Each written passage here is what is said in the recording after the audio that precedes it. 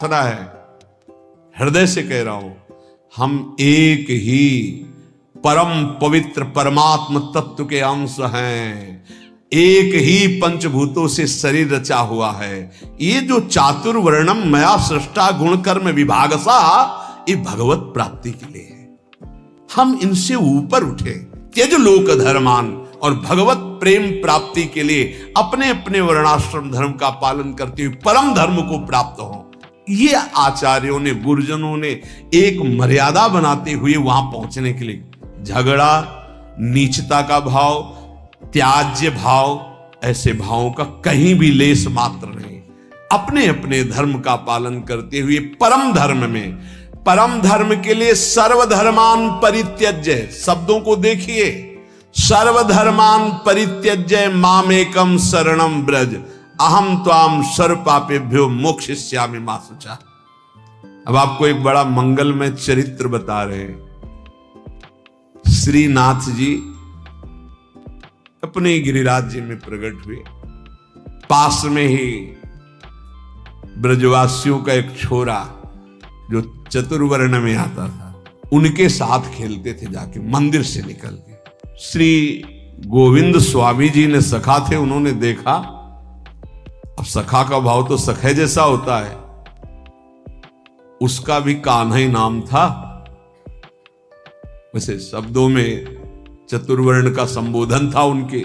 जो कान्हा उनके साथ श्रीनाथ जी खेलते, गोविंद स्वामी जी ने देखा का सारे सखा भाव था। गुरुजी आचार्य जी जो है 3-3 बार नहा के और पवित्र होके और सब कपड़ा कोई छुएगा नहीं, हटो हटो, फिर तुम्हारी सेवा में जाते हैं, और यहां तुम इसके साथ खेल रहे हो। तो श्रीनाथ जी ने कहा, देखो ये हमसे बहुत प्यार करता है, और हमसे जो प्यार करता है हम उससे प्यार करते हैं, हम इसके साथ खेलते हैं। तो उन्होंने कहा, अच्छा सुनो, एक बात करो, ये जो कुंड है ना, गोविंद कुंड, इसमें आचमन कर लो तुम। तो हम श्रीनाथ जी से कहा कि हम शिकायत नहीं करेंगे, नहीं हम आचार्य चरण से शिकायत कर देंगे। ये स्वप्न नहीं है, ये खेल है जागृत का। वो आचमन करने के लिए जो कुंड में गए, मारा धक्का, पूरा श्रीनाथ जी भींज गए। उधर जय हो करके जो पट खोले तो श्रीनाथ जी पूरे भींजे हुए और कांप रहे थे। आचार्य चरण विठल गोस्वामी जी ने कहा कि विठलेश जी लगी, ये क्या लीला है जय जय, पूरी पोशाक भींजी हुई हो आपका।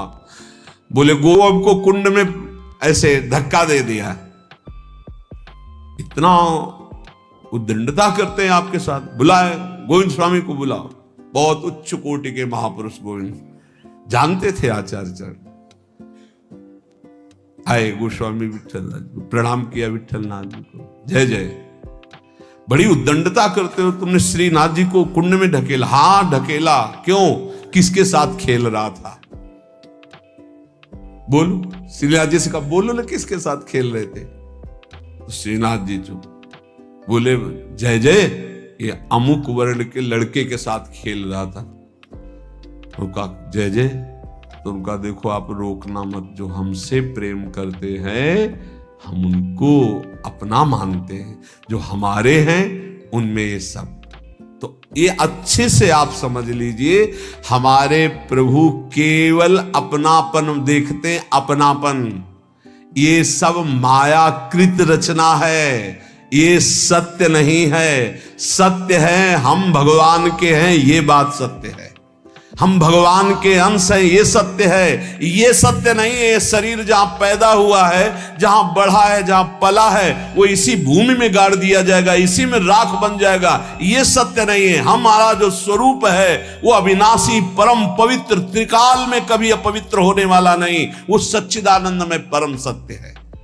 इस बात को अच्छे से समझा जाए, हम सब भगवत प्राप्ति कर सकते हैं। जैसे जैसे महान भागवत हुए, वही अंश आपके अंदर है। केवल आप विषयों के चिंतन में, विषयों में, खेलों में अपने जीवन को नष्ट कर रहे हैं, इसलिए आप कह रहे हैं कि मैं बहुत ऐसा। अगर आप अभी चिंतन करने लगे, भगवत स्वरूप में आए, तो आप प्रभु के जन हैं, आप प्रभु के स्वरूप हैं, आप प्रभुमय हैं।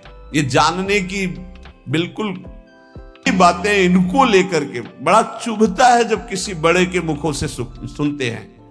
हमें प्रोत्साहन देना चाहिए उसको भगवत प्राप्ति के लिए, ना कि उसको इतना गिरा देना चाहिए कि वो कभी सोच ही न पाए कि मैं भी भगवत प्राप्ति कर सकता हूं।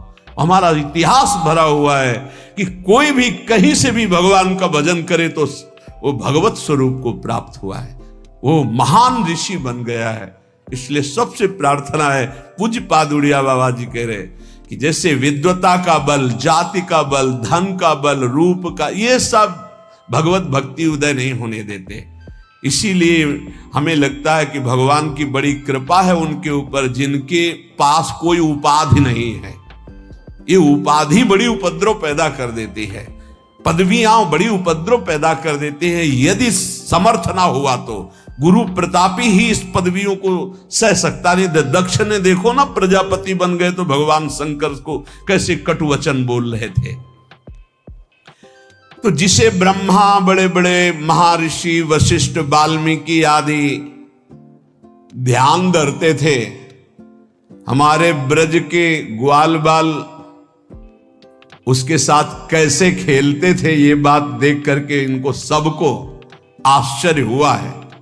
ब्रह्मा जी को तो इतना आश्चर्य हुआ कि उन्होंने अपनी माया का प्रभाव दिखाना चाहा, सखाओं को गायब कर दिया, बछड़ों को भी गायब। ऐसा कभी भोग लगाते हुए सुना है? ऐसे सब सखा बैठे मंडलाकार। वो आश्चर्य है, मंडलाकार में सबके सामने गोविंद का मुख है, किसी के सामने पीठ नहीं है, और पहले कोई गोविंद को नहीं पवाता। ये ब्रज की रीति है, पता नहीं कैसा लगे, इसलिए सब पहले अपने मुख में लेते। हाँ, ये छाछ मीठी है, मुंह में आ गई, अब हम पा नहीं सकते क्योंकि मीठी है। इशारा किया नेत्रों से, कन्हैया नजदीक आए, पवा दे। ये बात देखकर ब्रह्मा जी को लगा कि इन ग्वाल बालों की जूठन खाने वाला ये क्या परब्रह्म परमात्मा तत्व है। देखिए इनकी वैभव संपन्न कोई लीला, तब हमारा विश्वास पुष्ट हो। बड़े बड़े भगवान की प्रेम लीला को समझ पाना बड़ा कठिन है। अगर सखा रूठ जाता है तो भगवान हाथ जोड़ के मनाते हैं, नहीं खेल से मुझे मत निकालो। ऐसे जिसे ब्रह्मा, वशिष्ठ, वाल्मीकि ध्यान में एकाग्रता पूर्वक आराधना करते हैं, ग्वाल बाल उनकी सवारी लेते हैं। बकैया ठाकुर जी घोड़ा बनकर चलते हैं, ऊपर से सखा बैठते हैं। ये प्रेम सर्वोपरि जिसमें भगवान अधीन हो जाते हैं। प्रेमी चाहे प्राण निकल जाए, कभी भगवान से भी कुछ नहीं मांगते, तो फिर बाहरी से क्या चाह करेंगे।